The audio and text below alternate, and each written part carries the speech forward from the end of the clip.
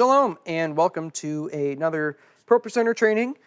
Today we're going to be talking about making changes to slides, whether that be spelling, notes, song arrangements, or whatnot. First, let's tackle sermon notes because those are going to be the easiest and the most forgiving. You can right-click whatever slide it is you want to edit, click Edit Slide, make whatever changes it is. So we'll double-click in here. And we'll say that, oh, well, we should probably have these quotations in here, right? So then we re-click it, and the quotations are there. We don't want them there. We can click Edit, double-click, backspace, click Show, click it again, and it's gone. Like I said, super forgiving. As far as changing notes, so let's say Pastor Aaron says, hey, I need to add one more note on here, and it needs to say, bring this up. So I'll click Edit Slide, and down here is the slide note sections, so we'll put blah, caps locks on, blah, blah. And now when we click the slide again, we'll see that that note has been added.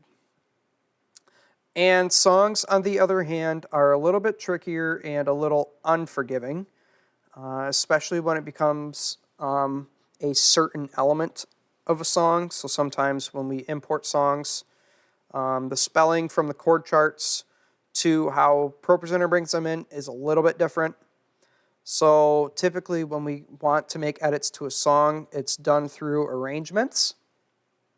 Sometimes when we do a song, we'll want to do the chorus another time. And when we click this arrangement button, we'll see two different shades of how the song is built. So the song is built into groups. So Mighty Name of Jesus, for example, has an intro, verse 1, chorus 1, verse 2, chorus 2, bridge, tag, and ending. And as you can see, when we actually play the song, it is much bigger than that. And if we're going to make any changes, say we want to get rid of this tag, we just get rid of it down here. If we want to add that tag, we drag and drop it from the top. And the same goes for all the rest of these. You know, bye-bye verse 2, we don't want you anymore. Hello verse 2. When it comes to making edits grammatically, this is where it can be unforgiving, because if you make one change to one chorus, it is going to change it to all of the choruses. So chorus 1 here, if I make, let's say I want this to say, let's say that there was this typo here, and the Mighty Name of Jesus, and I back this out, we can see it's changed here, but it's also changed here, and it's also changed here. So this is where we really want to be careful with how we edit song slides. In the instance that it is missed somehow, that correct verbiage is not in the correct part of the song, the easiest way to remedy this is just by adding new slides to the song with a different group name to it. So there are a handful of songs where we might encounter this issue. Not very often, but sometimes they'll change the verbiage in verse 2. In another part of the song, it'll still be the same thing, but they might change one word. So what we would need to do is just recreate an entire verse 2. To do that, we want to come down here to this plus sign, add a slide. We're going to want to add a blank slide. And we'll see that this blank slide was added in this chorus here. We don't want that there, and we don't want this to be under the chorus group. So we're just going to grab this blank slide and move it down here. And we'll see it's an unlabeled group.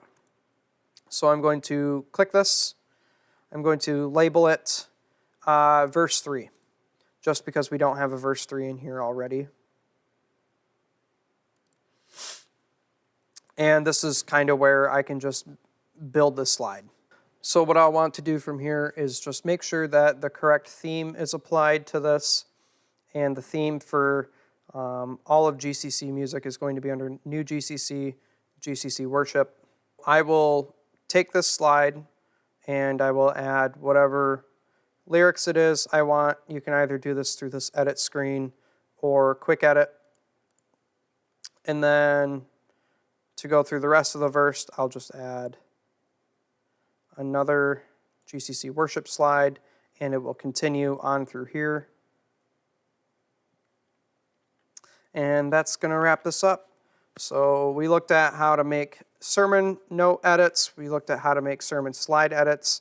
We looked at how to make song arrangement edits. And in the event that there is a messed up verse or a chorus or whatnot, we looked at how to add new slides, the theme to those, and how to apply them.